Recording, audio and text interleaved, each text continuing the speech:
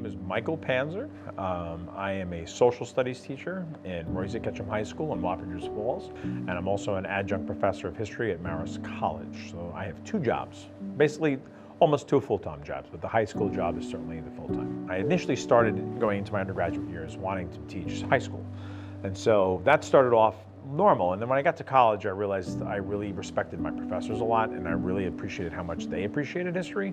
So I said, wow, I have that same kind of bug in myself, and I felt that that same kind of passion was something that I could emulate. So I decided to teach high school because I figured if I didn't like it, I could always return to a master's PhD program in history. But I actually turned out I really liked high school. So I've always had a passion for Latin America. I've taken a lot of courses on Latin America as an undergrad and graduate student. So it's always been part of my heart. But then when that class in Africa happened, I realized that I needed to know more. And that's what drove me into the arms of Africa ultimately. But it was kind of a coin toss.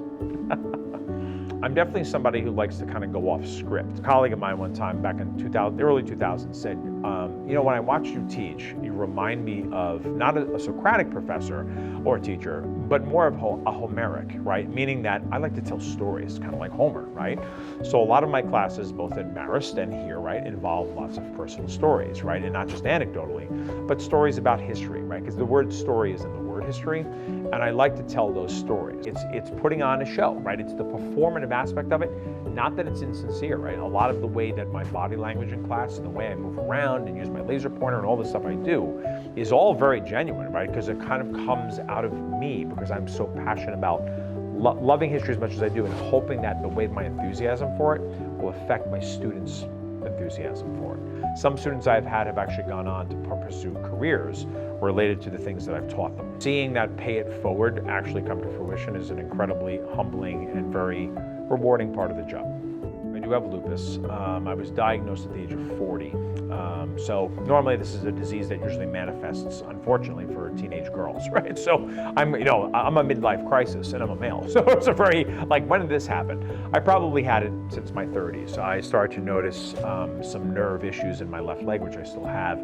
But I did start to notice it by the time I turned 40. So the most difficult thing with my condition is the way it affects my joints and the way it affects my energy level.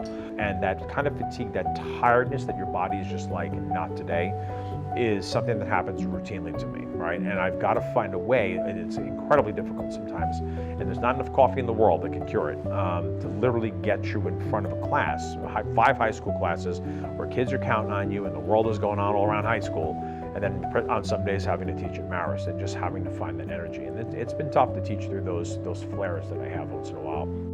Have a student come from a particular country who will say, well, I come from Tanzania or whatever it may be, and we happen to cover it in class that semester or in my high school class, and the student is like, I've learned more about my country in your class than I did when I was in my country. And that, to me, it's very heartbreaking to hear that, because there's different priorities, different models of education in the world, but it's a very humbling thing when I can help people see themselves in the story, see themselves in the world. My favorite part is connecting with the students in ways that I might not always know the outcome of. There's a light bulb moment, and even with masks on, you can see topics that you cover in class that when you make a connection or you're saying something and a kid makes a connection, that's the best. They make that connection, and that is the most rewarding. That's the most addicting thing about the job. They're living through it, and the way that they're perceiving it and the way that they're engaging with it, the way it makes them feel to live through history, that same kind of lived experience is something that people have had throughout time, and that I'm fortunate enough that I get to tell some of those stories.